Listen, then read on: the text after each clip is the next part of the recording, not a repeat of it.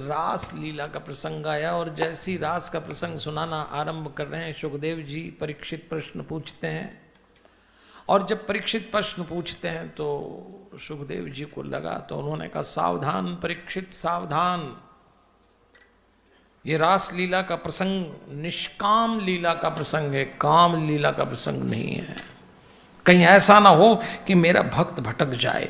तो भगवान तुरंत हरिओम सुखदेव जी तुरंत सावधान होते हैं।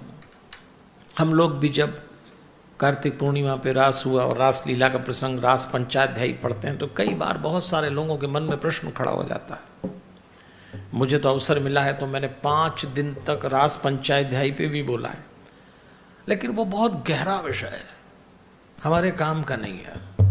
यहाँ बहुत सारे लोग बैठे हैं जिन्होंने भागवत का खूब पान कर रखा है, तो हमारी कथा तो क्या है KG1 KG2 वालों के लिए, हाँ ज़्यादा प्राइमरी क्लास, हाँ दूसरी तीसरी कक्षा वाले तो हमारी क्लास में फेल ही हो जाएं आ जाएं। तो उन्होंने कहा ये पंडित सुनाता क्या है, तो KG1 KG2 वालों को सुना रहे हैं हम, PhD वालों के तो काम की नहीं है कथा, लेकिन PhD वालों की कथा ये काम की है। भगवान कोई भोगी नहीं थे। सुखदेव जी कहते हैं परीक्षित सावधान हो जाओ। गोप ग्वाल कार्तिक पूर्णिमा पे जो रस का आनंद लेते थे नृत्य का, वो रस कार्तिक पूर्णिमा, और वो जो रास लीला थी, कामदेव को जब पता लगा कि कृष्ण स्त्रियों के साथ नृत्य करेंगे और स्त्री की देह काम का प्रवेश द्वार है, तो काम ने कहा चलो 2-2 हाथ करते हैं इस अवतार से।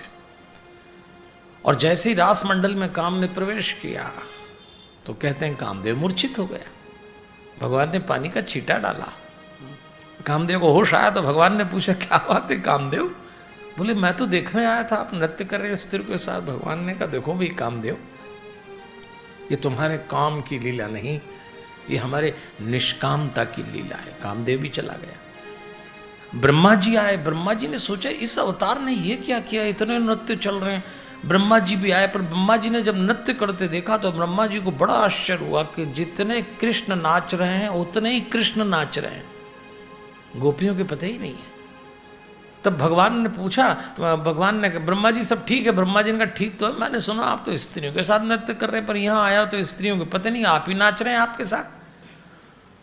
तब भगवान ने कहा ब्रह्मा जी मेरा उसूल है कि जब मेरे साथ कोई मेरे लिए नाचता है तो उसको मैं अपने जैसा बना देता हूँ। इसलिए आप लोग जब नृत्य करते हैं कथा में तो वो नृत्य नहीं है, वो भगवान के लिए किया हुआ नृत्य भगवान ही होने की प्रक्रिया है। उस समय आपके भीतर परमात्मा का रस उतरता है, वो कोई सामान्य नृत्य नहीं होता।